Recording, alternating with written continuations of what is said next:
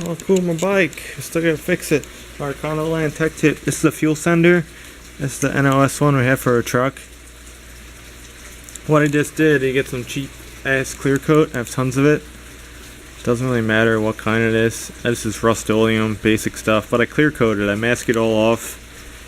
Just put some brown paper on the bottom, around my bulkhead connector and the wires, and you know the ends where the hoses go, and then actually like the nuts and the barbed ends, I cover it kind of like that. That one fell off, and I clear coated. Just put like 2 coats on it, all which ways.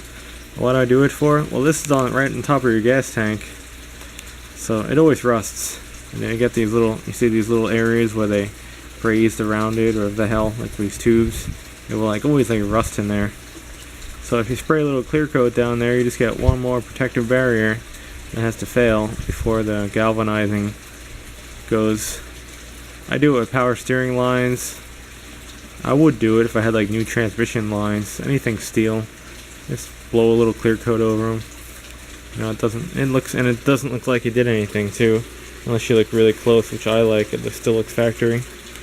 That's my tech tip of the day. You have new galvanized steel stuff, throw some clear coat over it, and it won't rust. And who knows, maybe someone will watch this and copy it like a lot of my other stuff. Ha ha ha, they'll make the video, they're getting the masking tape and the paper, and you have to do this, all the steps involved. You know, you don't need to do that.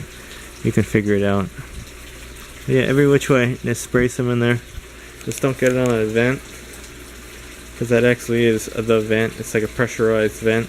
It goes out to the charcoal canister. There's like a spring in there. I don't even know. I'll try to take it out of the old one. And that's your bulkhead connector. That's what burns up sometimes. But that's that. I like it. It's drying very fast in the sun. I almost forgot to do this. And I said, oh yeah, I did it to the other one. And this is the old style float.